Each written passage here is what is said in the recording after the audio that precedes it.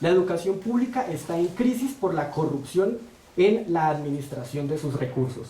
Ustedes, como concejales, ¿cómo pues desde el Consejo van ustedes a cuidar estos recursos públicos que son para la educación gratuita y de calidad de los jóvenes bogotanos?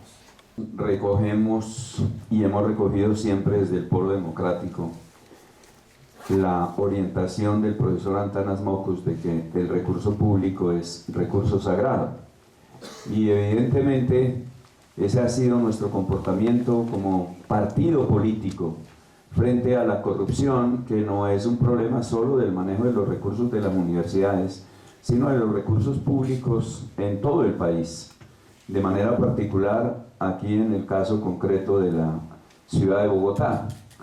Y desde el origen del partido, que es un origen muy reciente, tengo aquí a la doctora Clara, que añoro mucho, ¿no?, su ausencia en el Polo Democrático. Desde el origen eso está contemplado en nuestro ideario de unidad y en nuestro código de ética. Y la gente dirá con toda claridad y con toda justa reclamación que en el segundo gobierno nuestro, en donde por primera vez en la historia sacamos 1 millón de votos, un candidato a la alcaldía nunca ha hecho eso, y lo sacó por el buen gobierno de Lucho Garzón. En ese segundo gobierno tuvimos un impasse muy delicado que nos causó mucho dolor a la gente en primer lugar, la confianza social, y a nuestro partido en segundo lugar. Pero nosotros frente a eso reaccionamos inmediatamente. Nosotros retiramos del partido a quienes estuvieron involucrados en eso, en el caso particular del doctor Samuel Moreno, su hermano, concejales liberales conservadores que están presos. Con ellos se hizo ese mal comportamiento, no con concejales del Polo Democrático, del cual formé yo parte en ese momento. Para nosotros es sustancial cuidar los recursos, y eso lo haremos a toda costa, de manera radical. Lucharemos porque se manejen bien los recursos públicos de la ciudad de Bogotá. La educación superior en Colombia debe ser en el sector público gratuita, y para eso desde luego que hay que cuidar los recursos, pero por encima de todo aumentarlos. Y sí es un caso de corrupción terrible, no solamente lo que han denunciado los estudiantes de la Distrital y demás universidades en el manejo de los recursos propios de la educación superior, que en buena hora están marchando para defender con, yo diría que cierta apatía de parte de la ciudadanía, sino el hecho de corrupción mayor del artículo 44 del presupuesto general de la nación, que en el momento en que se aumentan los recursos, los congresistas deciden incorporar un artículo mediante el cual pueden utilizar precisamente los recursos de la educación superior pública para pagar las sentencias condenatorias contra la nación. Si no es por la denuncia oportuna de los estudiantes, eso hubiera pasado sin que se notara, y claro, ahora han tenido que anunciar que lo van a modificar, pero lo que han debido es retirarlo del proyecto. Así es. Entonces la corrupción está por doquier, y desde luego todos tenemos que estar con el ojo avisor de la mano peluda, y en el Consejo de Bogotá el control político es para eso.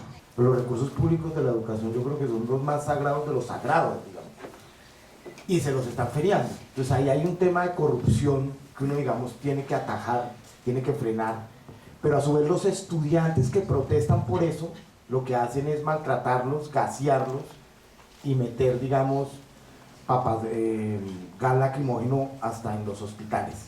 Entonces yo creo que en esas dos cosas que están pasando es absolutamente infame, porque lo que uno debería hacer es solidarizarse, promover ese tipo de acciones colectivas, y esa es mi tercera arista de la reflexión, y es, dado que los estudiantes merecen todo el reconocimiento y no el maltrato como lo están teniendo en este momento, pues lo que uno debería hacer es impulsar ese tipo de movilizaciones, porque constitucionalmente son absolutamente legales, y porque los estudiantes en este país nos han dado una lección de que desde el arte, desde la irrupción, desde el símbolo, desde la acción colectiva, se puede intensificar la democracia.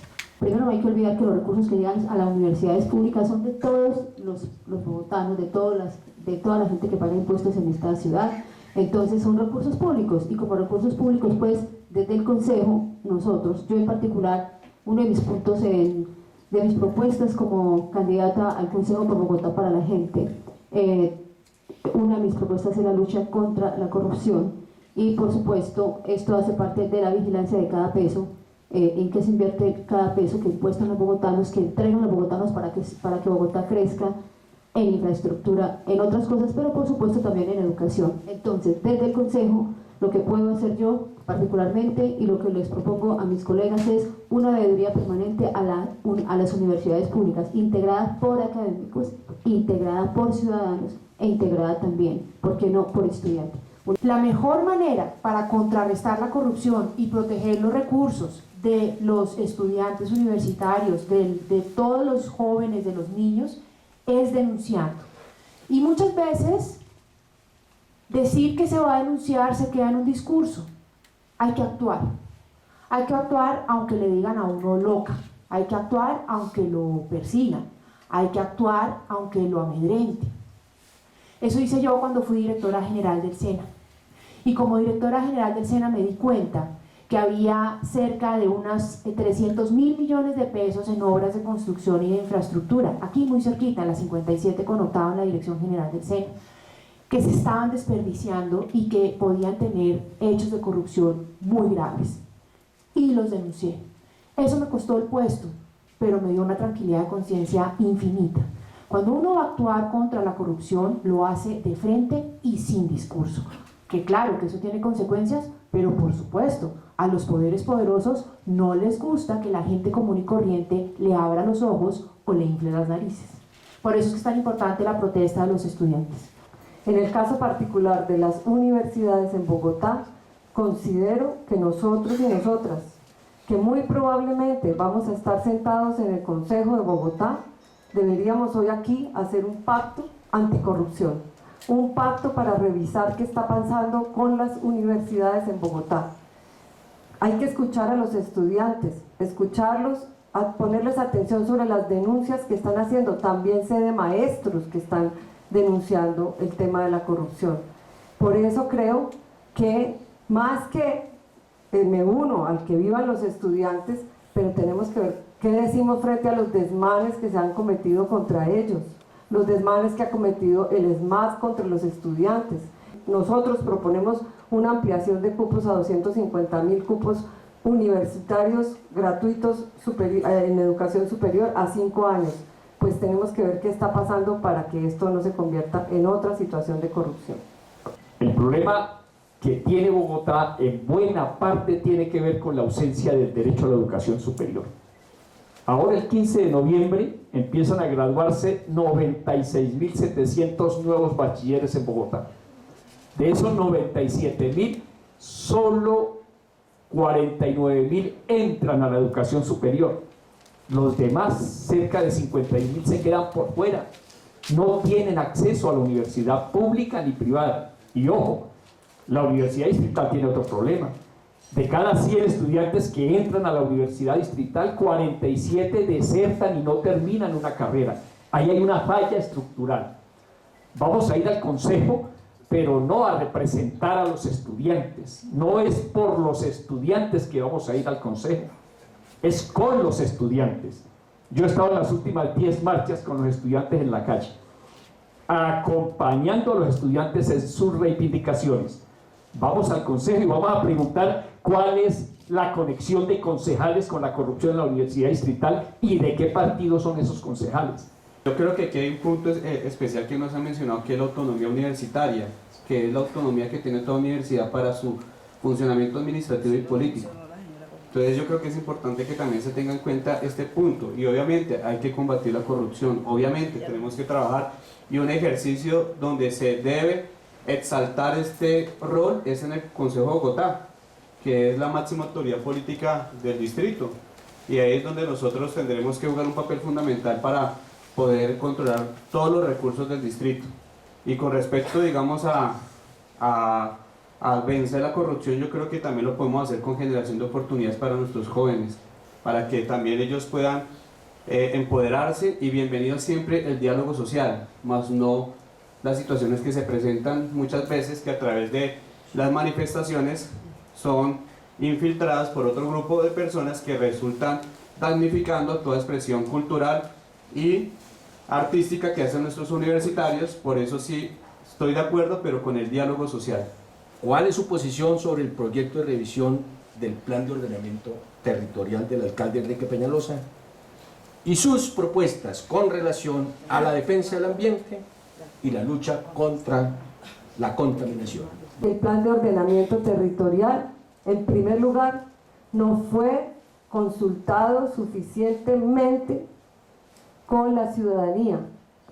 En segundo lugar, el plan es un plan que apunta fundamentalmente a beneficiar a los constructores de vivienda. No solamente que no se firme, sino que el trabajo por lo cual le pagamos a los concejales actuales, pues que lo hagan y que lo ejecuten. Eso lo habíamos de alguna manera mencionado en otros debates, y es que para eso se le pagan los concejales. Los concejales tienen que responder por la responsabilidad de lo que significa el POT para la construcción de la Bogotá del futuro. Así que la responsabilidad es de este consejo, y si no lo aprueban ellos o no lo debaten y termina sacándose por decreto, va a ser responsabilidad de los 45 concejales actuales. Creo que Bogotá es una ciudad que está infartada, colapsada, fundamentalmente por los trancones, por la inseguridad y por el medio ambiente. A mí me preocupa profundamente que la contaminación esté afectando el desarrollo físico de los niños. Lo que sí hay que decir es que si no se aprueba el plan de ordenamiento territorial, algunos de nosotros que hemos estado en otros debates, pues lo que hemos dicho es que si no se aprueba y resultamos elegidos, pues ya tenemos por lo menos un chiquitito derecho a pedirle al actual alcalde de Bogotá que no lo expida por decreto, porque si tiene tantos reparos, si ha tenido tantas dificultades en el consejo para pasar, pues es que sigue teniendo muchísimos problemas. Eso es sintomático, y entonces con lo único que yo y creo que nosotros podemos comprometer es pedirle al alcalde de Bogotá, una vez electos, que si el plan no se aprueba efectivamente ahora, porque está en manos del consejo, no de los otros, de los que nos posicionaremos el 1 de enero, pues que no lo vaya a expedir por decreto.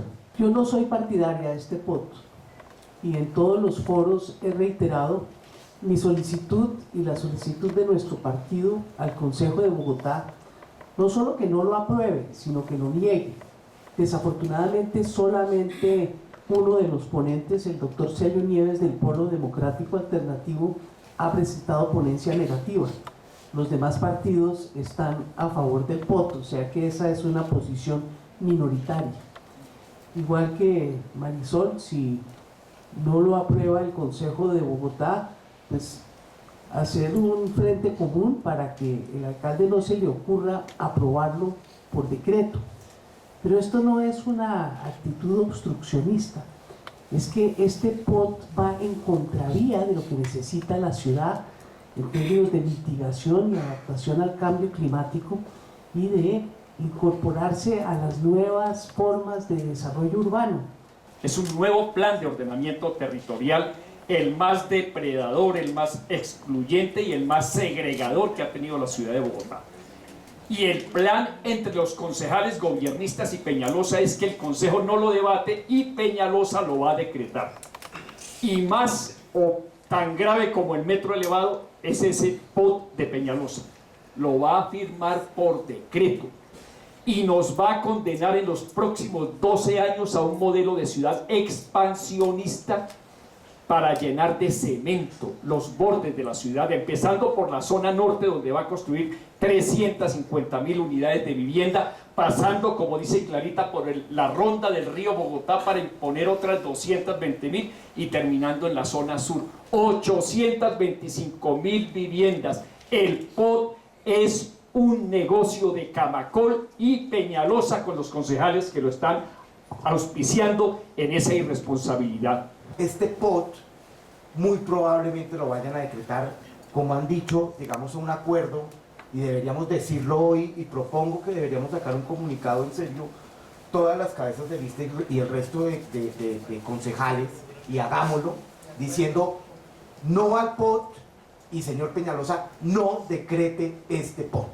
Como un mensaje de todos los partidos, estamos diciendo no decreta el POT. Puede estar de acuerdo o no, pero no lo decrete, no sea autoritario. Pero como es probable que lo vaya a decretar, además de ese comunicado, lo que nosotros tenemos que hacer es salir a la calle. Nosotros tenemos que hacer una acción colectiva de presión social masiva. Hemos salido al Consejo, pero debo decirlo, la movilización ha sido muy lánguida. Nosotros tenemos que inundar las calles de Bogotá para decirle no al POT y que este señor no lo decrete. Estábamos hablando, y la pregunta tiene que ver con calidad del aire, y uno de los factores de calidad del aire es la deficiencia de árboles, individuos arbóreos que hay en la ciudad.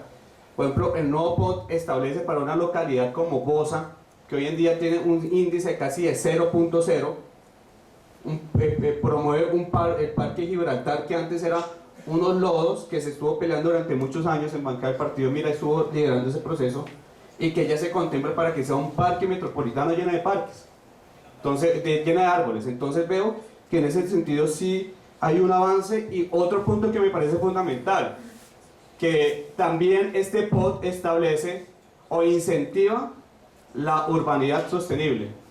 Entonces yo veo que en términos ambientales hay muchas potencias. Por eso yo sí consideraría que lo mejor que podría pasar, no es que lo peor sería aprobarlo por decreto.